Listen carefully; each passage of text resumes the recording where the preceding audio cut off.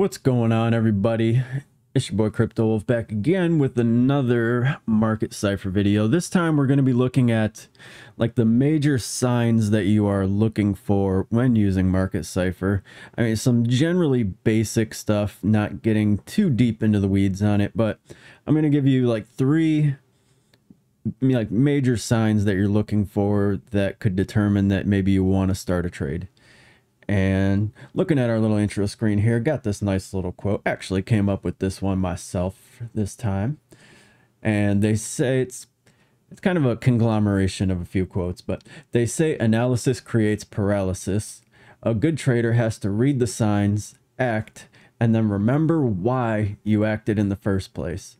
You know, once the market starts doing its thing, it has a little flopping and groping going on. It starts going up and down a little bit. You don't want to lose sight of that bigger picture that made you want to start the trade in the first place, which also stems from, you know, the emotion of when things aren't going absolutely perfectly and you start freaking out a little bit, and maybe you cut the trade too early, or maybe you don't cut it at all when it turns on you. But shout out to the hometown. Back to my hometown, rock and roll city. But we're over here looking at the atom chart, and the first one that I'm going to talk about is a combination of the momentum waves and the money flow. I know I touched on this one a little bit in the momentum wave money flow VWAP video, but I just wanted to do some basic strategies all together in one video, keep it relatively short, and something you guys can learn a little bit and hopefully put it to use. So we're over here and we are looking at, for example, you can, especially if you zoom out a little bit, you start to see these kind of general directions forming here and there, where we got like a, you know, an upward direction going there, an upward direction going on the top and bottom right there. And that's the first one, is watching for these like broad general directions in the momentum waves. If you don't know, the momentum waves are these blue guys right here, flip-flopping up and down. And when we zoom in a little bit, again, we're on the 1 hour chart. But you can see right here was a very good example of this. Now, on some of these altcoin charts, they may not be, I don't know, as clear as they would be on like a Bitcoin or Ethereum chart. But you can see here where, you know, our momentum waves were generally trending up on the highs. And again, trending up on the lows. And then what you're looking for in conjunction with those is, say we just kind of average this out over here with the money flow. You can see, all right, money flow is coming back to the upside right there.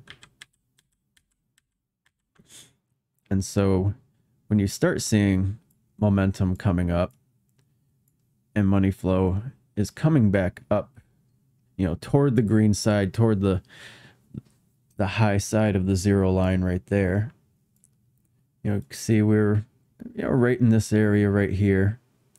And obviously we had a nice little run to the upside there for a little bit. Let's see if we could find another example here. And it doesn't necessarily have to be to the upside. I mean, you can see pretty much right after that, you know, and usually if it starts out with a divergence, that is like a golden ticket right there. All right, you're getting Willy Wonka level excitement when you start seeing some divergences.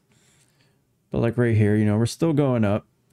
It was slight, but started coming down a little bit, but then you can see we definitely were trending down from there, trending down there.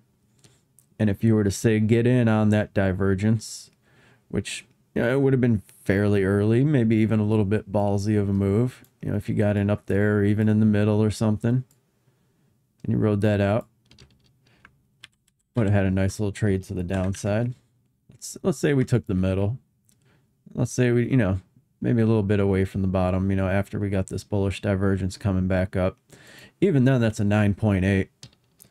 you know, not too shabby. And try not to leave all this chicken scratch all over my damn charts for me to find 6 months from now.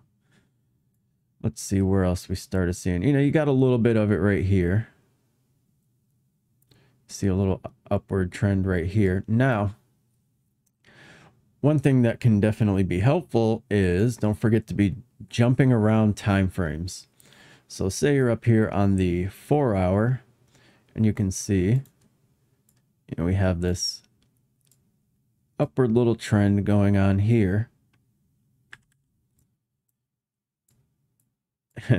As you can tell on the chart, I mean, that would have been something beautiful to get in on down here when we saw this starting to trend upward. I mean, just broad strokes generalized. And say you missed the first peak, came back and had the balls to stay in it for a little while and say there, I mean, 82%. I mean, 82%. Enough said. And you can see here, you know, you're starting to see this trend to the downside here. Again, Moneyflow trending downward, just like back here was trending upward. And you can see, I mean, especially on a larger time frame like the 4 hour, I mean, that was the beginning of another significantly long trend. Oh, it's just gonna keep skipping on me. Come on. And again, you know, if you are doing long-term swing trades like this, it definitely takes a little bit more emotional stability and, you know, some, I almost want to say constant analysis, because as you can see here, if you were shorting that, let's say, you know, we saw this coming down, say we got in right here, would almost be a little iffy. But if you took this little, you could almost call it a trigger wave. And you got other signs too, like RSIs coming down from all the way back here. But we'll get into that here in a second. So let's say you even got in over here, maybe after our little red X. You know, it would have been tough to hang in there through this, you know, pull back up to the upside. But if you did hang it in there until, say, you saw this bullish divergence, which obviously we had one here, would have had to make a decision there. And maybe you chop this up into pieces too. But just for simplicity's sake, you know, 40% right there. Even if you chopped it up, say you just caught this one, you know, it's a 30-ish depending on where you were. 27. Say you happen to get all the pieces, 20. 18 just to this first leg right here. So I mean, that would have been a fantastic, what kind of time frame is that? That would have been a fantastic month. And, you know, talking about doing longer term swing trades like this, it's another good reason why you want multiple accounts.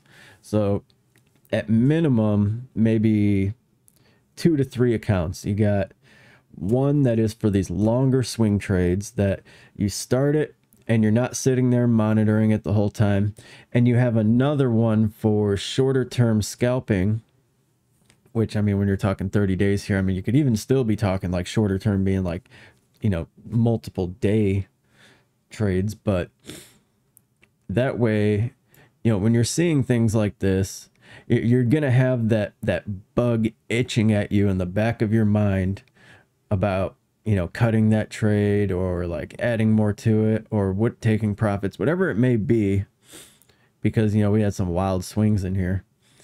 If you have that other account to do shorter term things, you can kind of scratch that itch a little bit by getting some scalping in, or, you know, whatever you want to do with it. And it makes it easier to leave that other one alone for a little while. And say, you know, with the longer term one, again, you know, it's not just the momentum waves and other things. You have the money flow.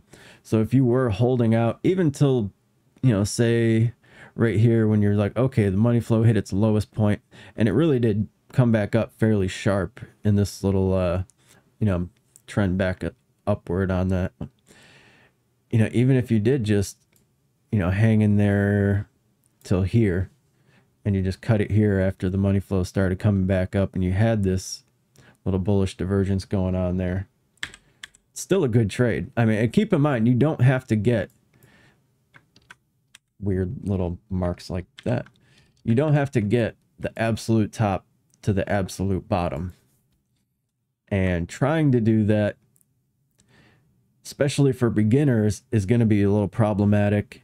And it's either going to cause you to completely miss trades because, you know, maybe you're aiming for the top, but you think it's going to be up here. And this starts turning on you and coming back down. And you're like, oh man, I missed the top. Well, I'm going to wait for the next little spike up. And once you get in that habit, you either start missing out because it doesn't seem perfect, like you're not getting that perfect entry, or, you know, you're trying to hit the perfect bottom, and you will oftentimes end up either holding out and not starting the trade longer than you should, or you'll end up holding the trade for longer than you should. And even sometimes you might even be cutting it short. So, you know, things that you want to keep an eye on. Now, it would have been a little interesting here as we got a lot of choppiness with the money flow, but again, that comes with it. You know, how big are your brass balls? Are you trying to hang in there through all that, or do you want to just chop it up into little sections? If you know, it would probably be better for your mental state to just, you know, trade this guy and then turn right back around and maybe trade this guy until it turns and then continue on shorting. I mean, obviously doing that, you will end up making more, because rather than just going, you know, say you got it perfectly, so rather than doing the 50%, you know, you're pulling 30, 25, so 55. Call that another 25, so what? 80. I mean, you're already at 80 just in these three legs right here. So things to keep in mind, you know, depending on, you know, what kind of time you have. Like, are you able to be paying attention to it fairly often? Just how aggressive are you trying to be? But, you know, so that's the first one there, is these overall general trends. And I remember I made the previous little strategies video was about, you know, little things where you can, you know, start playing connect the dots with, you know, some of these VWAP crossing dots and start, you know, knocking out little trends there and seeing how it lines up. Oftentimes, I mean, it'll ride right along the top of the money flow. It's pretty interesting, so play around with it. But getting into the second one, damn, I wish I had a water up here. That sucks. The second one is going to be between the RSIs and going in between time frames. So like right here, we'll start on the 4 hour, but actually, no, let's take it back to the 1 hour just to make a point here. And I could pick any of these really, but we do have a lot of sharp up and downs, which is doable, but it's not the greatest example. But oh well, let's start over here. So as you can see, we have the RSIs are, you know, what the hell? Why isn't it not? Oh my gosh, it doesn't like me. Generally trending up. And then again, you can see we're trending down, up, down. You get the point. And if you go back and look through, it's not going to be every time, but quite often you're going to be going from the bottom to the top. And then again, back down to the bottom, back up to the top. And you're starting to see what I'm going for here. Now, again, like I said, not always the case, because when you get these longer pumps, particularly to the upside, but also the downside, you know, you'll hang out up here for a little while longer. But if you look closely, you can kind of see, you know, you are waiting on the stochastic RSI, the one that's red and green, because this guy can come up first while this one still comes to meet up with it. But even still, if, you know, looking closely here, you can see we are still generally trending up. And then we kind of hit that peak, and we pulled back a little bit. And then here it's a little bit choppy where we're coming back to the peak a couple times. But that's not necessarily a prediction that you want to bank on. You know, you can't always rely on the fact that it's just going to continue to hang out up here. You could see how big the money flow was. That was a large contributor to why it did that, because there was a lot of bullish action going on. But okay, so say, let me get rid of these guys. So say you are watching the RSIs and you're seeing like, okay, we are down, we're at the bottom. I'll take this one as a nice little bottom here. Was around, we got January 19th, 0200, and this went till the 20th at 1300. So then we come up to the 4 hour here.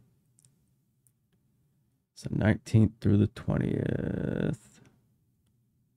That's about in this section here. You can see on a longer term time frame and trend, it lasted a lot longer. So essentially it's breaking up, you know, these little spikes into, you know, these guys that we were seeing over here. And when we see it just kind of hovering around the top, when you go up to a higher time frame, you know, that hovering at the top is really just, you know, smaller moves to the upside. Now these were obviously longer ones, but they did have fluctuation in them. And so like you can kind of scale it based on the time frame that you're looking at. So like, okay, say we're, you know, we're coming up on this 4 hour. It would be tougher to hang in there, you know, and trade, like just hold a trade as this goes up and down. Got it all shrunk over here, but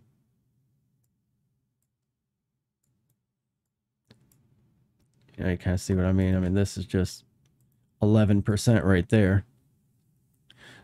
And you can see, just like the last one we talked about, do have an upward trend in the momentum waves coming up in the money flow. But, you know, say you know, you start like, okay, I kind of want to get in while the RSIs are down on the bottom, and you're seeing other things that confirm that. And you're like, okay, I'm just gonna hang in there till the RSIs get to the top. And at that point, you got to make a decision. Are we topped out, or does it still got some gas? Looking at the money flow here, it definitely had some gas left in the tank. I mean, that would have been new car money right there, hitting that one and holding out the whole time. But same thing to the downside. This was a longer trend to the downside, and then we kind of hit bottom about here, right at about the bottom of the money flow there. So you could try to trade it from top to bottom. It's like right here, we're getting close to the top right now. But the money flow is coming up, and it's looking pretty decent to where, you know, I'd probably hang in there on this one. Momentum waves look like we're going to continue a little trend to the upside there. But that's the second one right there, is, you know, switching back and forth on these time frames and seeing, okay, we have RSI trend to the upside here. But rather than, you know, if you're doing longer swings, rather than just, you know, cutting up these little pieces, you say, okay, that's what I'm kind of seeing on this time frame. Then you hop up to a higher one and be like, oh, okay, that's really just a small part of a larger trend. And you could just, I mean, you can really just keep going up and looking like, okay, well, RSI is hanging out, go to a higher time frame. You know, we're really just now even getting to the top on this one. Come up to the 6. Fairly similar, a little bit steeper, but just getting up to the top. 12 hour, not even at the top yet. So if you're looking at this from, you know, the 12-hour chart perspective, you know, just got into the green on the money flow. And again, you're going to want to keep an eye on your VWAP there for, especially for entries and exits when doing longer strategies. I mean, even doing shorter term strategies, this is going to be a little bit more pinpoint precision. So if you're looking at these larger trends, these macro trends, and you say, okay, you know, I see a nice trend forming, it's heading to the upside, I want to do a long, you know, now you got to start thinking about entries. And that's where that VWAP is definitely going to help you. Like if you're getting ready to cross over to the downside, or you did just cross over to the downside, you know, now you got to be looking like, do I want to hold out for a minute until we cross back up? Or in this case, you know, it's going sideways. Well, there's not a lot of bearish pressure in it right now. So even if we did just poke down below just for a little bit, something like that, things to take into account. And then getting into our third little strategy here. Actually, I kind of just did, was the VWAP itself. So let's say came down to the 15-minute. And, you know, you still have your general larger trends in the back of your mind. And you're kind of seeing what's going on with the RSI. So you can combine all of these into one, really. And basically, that's the way I generally trade. But even if you wanted to keep it simple and stick to just a couple specific things and cut out some of the other noise until you start getting used to it, start getting better, you know, you can simplify it. But in this case, you know, say you just want to go off the VWAP and you just want to be scalping. And you can say, all right, you know, VWAP is coming up, crossed up. You could, I mean, if you're literally just like a robot hitting every single one of them, you could pick off that little scalp. Or you could say, well, okay, Moneyflow's coming up. We're kind of low down here still, and it's a little bit choppy. You know, maybe you hang in there and wait for the next one, and that you see your RSI is, you know, kind of confirmed that we're trending upward a little bit. Moneyflow starting to come up. You say, all right, we had a real short, real small little dip below the zero on the VWAP. You know, that's looking very nice. You know, we're getting the higher low, if you will. And then say you go in on that one. Wrote it out. VWAP crossed back down over here, which would have got you this entire move. And it can be that simple. I mean, you could literally just trade the VWAP while using the other indicators as your kind of your general environment. So, you know, say you want to, you know, go downtown and you want to go to a movie theater. You know, you're not going to be looking for the driveway while you're still an hour away. So, you know, these are your, okay, what, like your Moneyflow here, what city am I in? You say, okay, well, still out in Euclid. And so you start seeing it. Okay, it's getting closer to what you're wanting to see. And you say, all right, well, we're starting to come into Cleveland a little bit here. Now you start looking at your RSIs and your momentum wave a little bit. Say, all right, you know, we're getting off the freeway, we're off the exit, we're in downtown. Now I'm starting to look for the actual address. I'm looking for the driveway so we could pull in and do the damn thing. Not sure if that's the greatest analogy, but you get what I mean.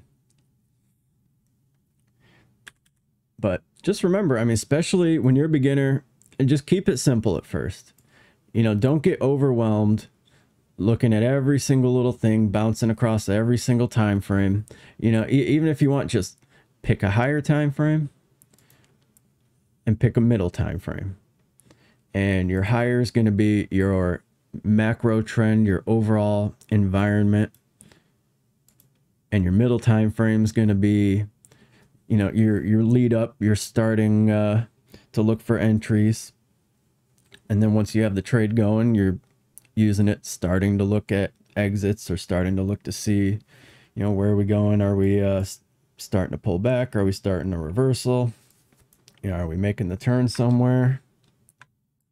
Like here, when we get these nice little arches, say, okay, yep, Moneyflow is kind of maxed out. We really came down pretty steep on this one. It's definitely looking weak. RSIs are coming down.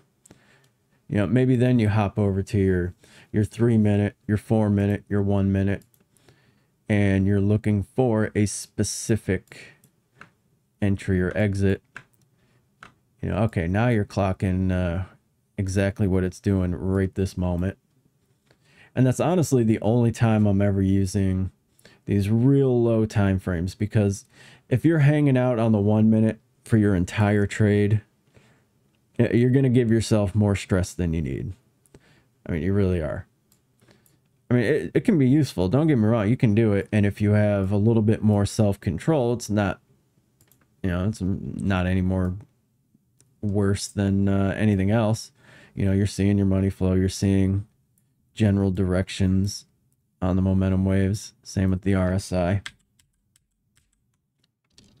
You know, it's just on a smaller time frame. But particularly if you're a beginner and you are saying, okay, you know, I want to start hitting some 10-minute scalps or 10-minute swings, whatever you consider it, you know, and you're trying to do stuff like this, you know, if you are down on the 1 minute, you can see where we kind of came up, pulled back, came up, pulled back, came up. And you're going to, every single time you get one of those pullbacks, you're going to be contemplating whether or not, you know, is this the end of this, or should I cut it? Whereas if you're out here on the 10, 12, 15 minute, you see a little bit more of, what's the word I'm looking for? Like, especially with the Heikinashi, you're seeing it a little bit more generalized. You know, you have just all green candles, all red candles, rather than red, green. So it helps with the psychological aspect of it, that you don't feel like you have to make the big decision every time you pull back a little bit. Because, you know, even if you start seeing that and you're down on the lower time frames, please, by all means, jump up a little bit. You know, even if you only jump up to the 8 or the 10 minute, because, you know, you could be getting this little pullback or this little pullback. But over here, I mean, we are still just in the momentum wave alone. You know, we're still coming up. I mean, you might be thinking we went up, we came down, then we went up, now we pulled a little further down.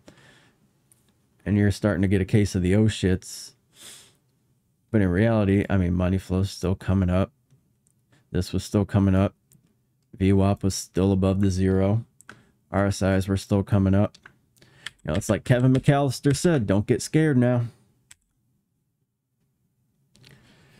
But I think that's what's up. I'm going to leave it at that.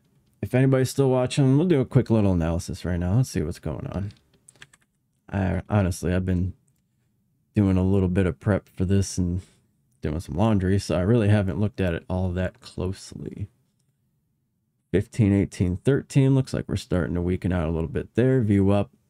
Looks like we may be coming back to the upside. Money flow is kind of angling down. Momentum kind of angling down. But, you know, if this turns around and this bumps back up a little bit, you know, we could have another leg in us. And then go from there to see what happens after that. Jump up a little bit here. Yeah, RSIs, we kind of, depending on which one you're looking at, you could say we kind of curved down, but especially this, not turning to green, not coming super low to the bottom. It's really just a pullback within a bullish trend. So, you know, it came up.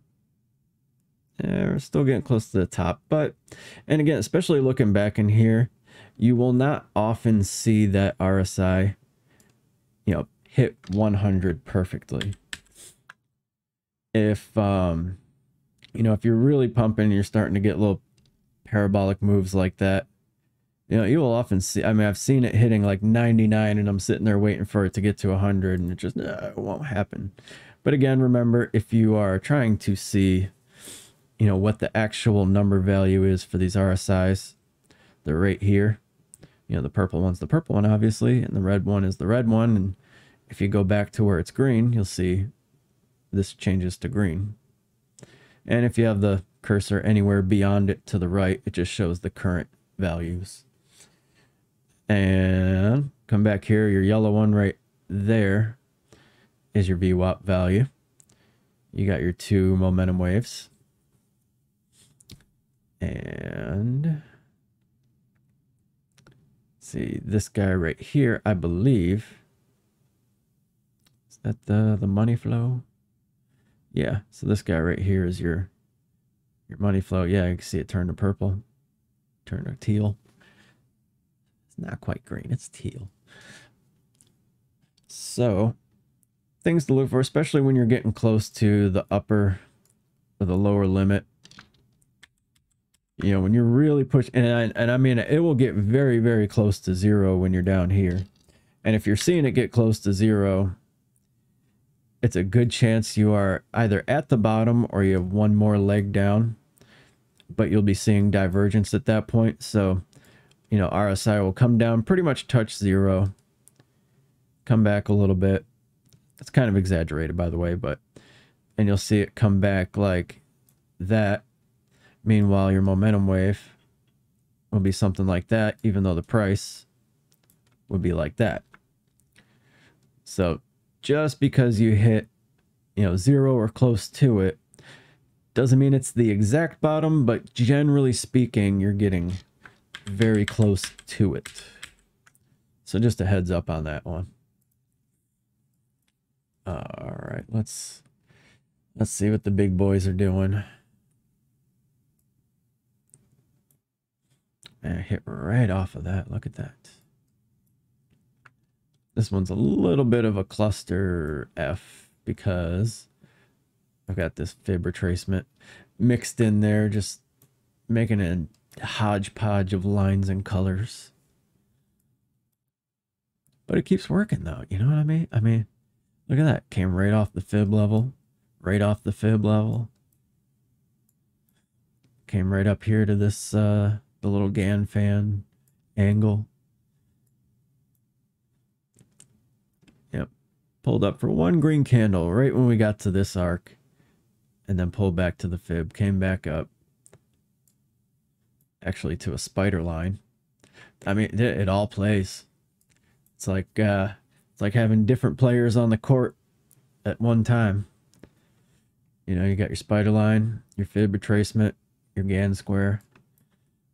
And it's amazing how much it's just playing off of every one of them. You know, came down here, had, looks like maybe a little reversal right when we got to the second arc right there. Hopefully that's the case, but we'll see. To be determined. We're still fairly deep in the red over here. What are we on, 24 minute? Let's jump out a little bit. Let's see what's on the... See how things are looking on the macro. Man, I called that one, or what? What did I say when we were back here and we were starting to come up? I say quite possibly looking at getting some of these little bunny hops. Well, she's a hopping. Hopefully. See, that's a little rough. Hopefully we're just getting sketchy right here. It'll flip-flop a little bit. So we barely came into the green. That was a bummer. Now, obviously, you know, it's not just going up when we're only in the green. You know, we start heading up from pretty much the bottom peak of this guy right here. I guess it'd be the bottom valley since it's down. But, you know, had that nice bullish divergence. Still playing out.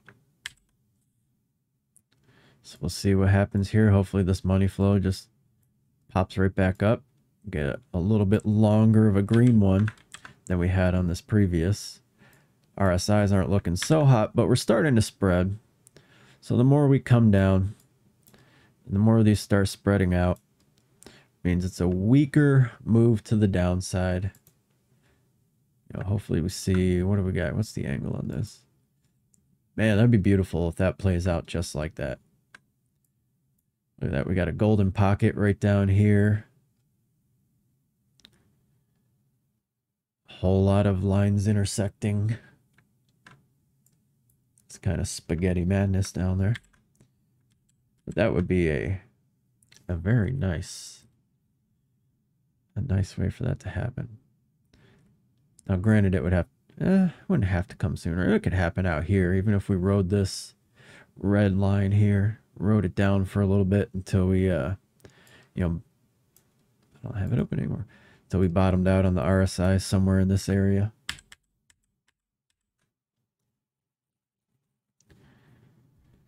Let's see.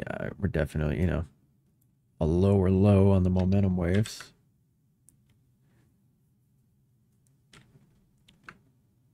But with these smooth little arcs, these rolling over tops, you know, hopefully that means we're still just building up.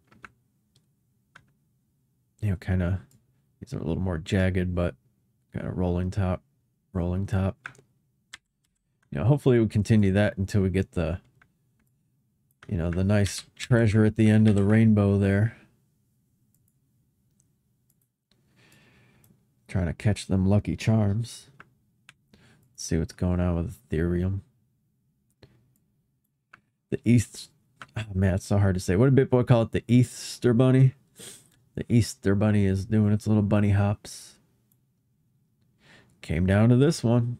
Look at that, just stayed within that arc. Hit the peak of our little rollover right at that one. I know some people don't like, you know, getting all into the weeds with the various indicators and technical analysis tools, but I mean, you've seen it. If you've been watching my videos, you've seen it. They've been playing out like a friggin' 60-piece orchestra. Just sounding beautiful. Matter of fact, if you don't like classical music, man, I'm telling you, you know what? Give it a chance. I'm just throwing it out there. You know, I grew up on basically rap and, you know, some rock and metal and stuff. And then as I started getting older, I was like, all right, you know, you're whatever it is kind of starts changing in you a little bit. And I heard some classical that I was like, oh, that ain't bad at all. You know, that was pretty decent. And then I started looking for like more modern composers. There's this one dude, Ludovico Einaudi. And oh, dude, dude's a beast. It's great music for like trading or researching because, you know, there's no words, there's no lyrics, and so it doesn't distract you as much.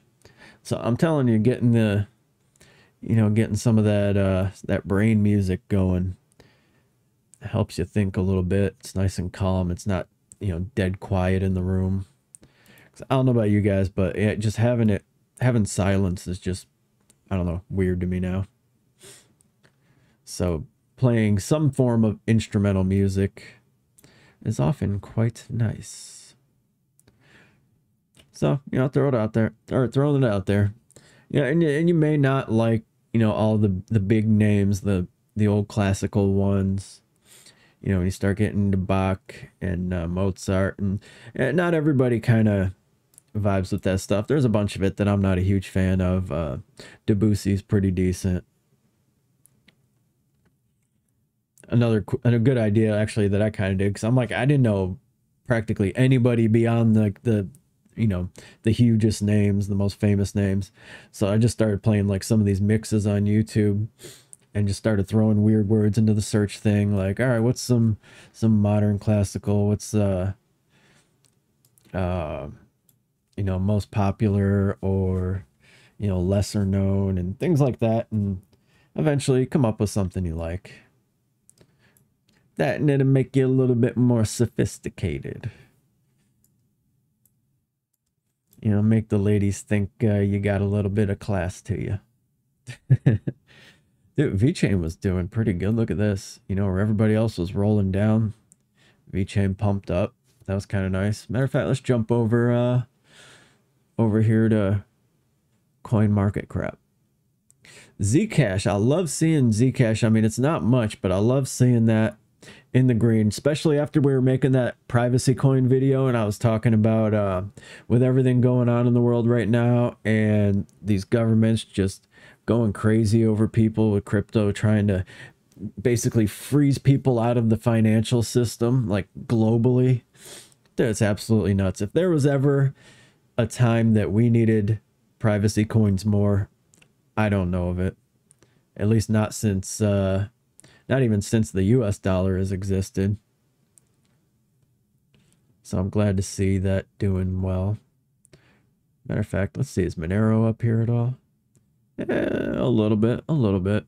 A little further. It's still down with everybody else, but VeChain a little above it. Luna only down 1.25. Still up 37 on the week. Look at Thorchain 61. Look at you being special. What else do we got here? Obviously all the stable coins chilling around the 0 mark. Terra USD. Oh, that's the Terra stable coin. That's right. Atom doing nice. The reason why I chose it for today's video. Look at Waves is still up there, 117. All right, you know, if anybody's still watching, what the hell is this about? What the heck is Waves? Damn, that's bright. Come on, dude, you're killing me. Did you really make a bright ass white background? Waves is a community-based stack of decentralized open-source technologies to build scalable, user-friendly apps. You ever notice that all these projects damn near all sound the same? It's interesting design, but it's just too damn bright. Waves enable a world of NFTs, DAOs, and other business models. Scalable. Yeah, everybody says scalable. Eco-friendly. Everybody says eco-friendly. Open to other ecosystems for interoperability. Statistics don't care. Who you working with? Okay, so a little bit of everything. Dexes, Neutrino, stablecoin, NFT game, lending. Man, about the same as everybody. I don't particularly like, this is one of those websites where it's like, you haven't convinced me. Like, tell me something interesting that you're doing. I guess this is like the most interesting part of it. And there's no big names really, nothing like. So what's special here? Combines an order book and trading engine with liquidity pools of an automated market maker.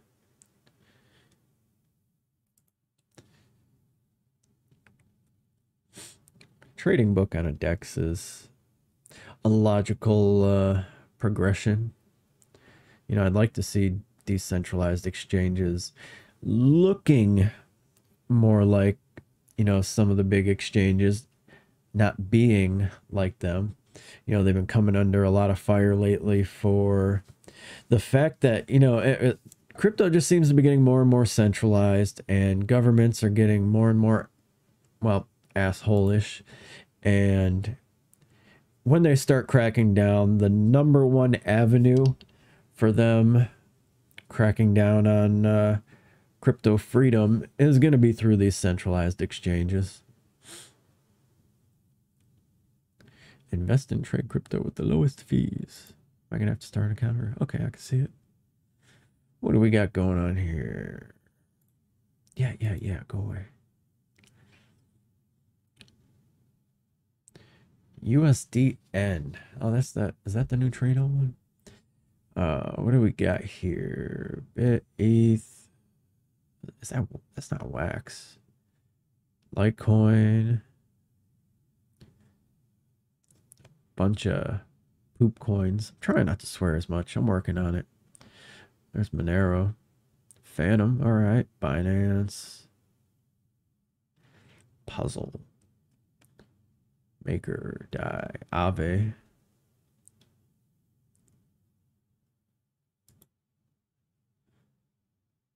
How do you... So this is where you...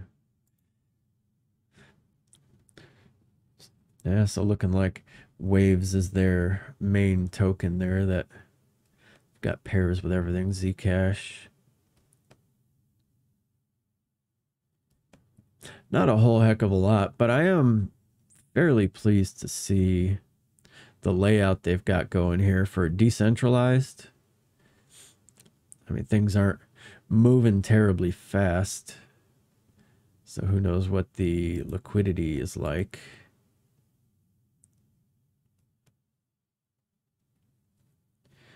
Not moving terribly fast at all. Looking at the volume numbers here. Yeah. We got price, amount, buy, sell, fairly straightforward and simple.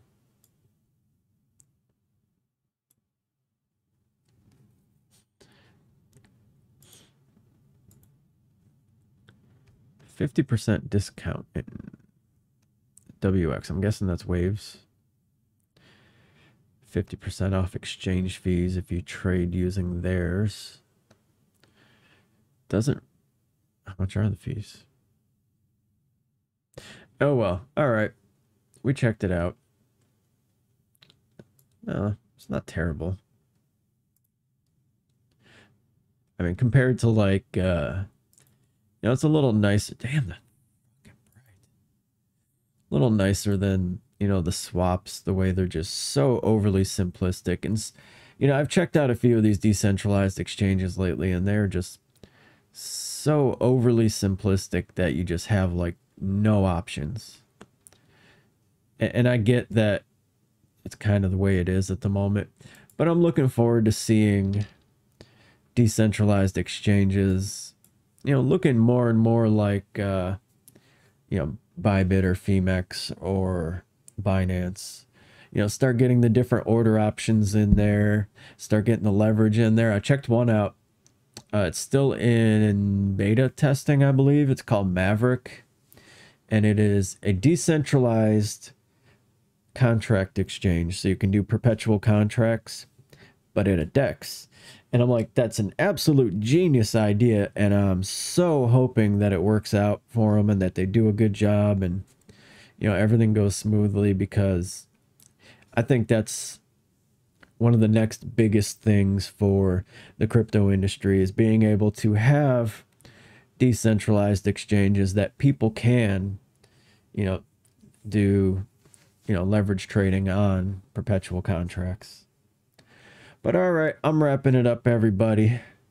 I hope you learned something. Also hope you had fun hanging out afterward for a little bit. Just chilling, chatting, just chart and chill. I'm actually going to make a video series with that. Instead of Netflix and chill, we're doing chart and chill. But unless you're a lady, don't be getting no ideas. It ain't going to go that direction. Keep them damn hands to yourself. All right. Love y'all. Stay free. Keep learning. Take charge of your financial freedom and your financial destiny. And shout out to all my Ohio people, especially if you're from Cleveland. By all means, hit me up. Tell me. Rep your hood. Tell me where you're from. Later.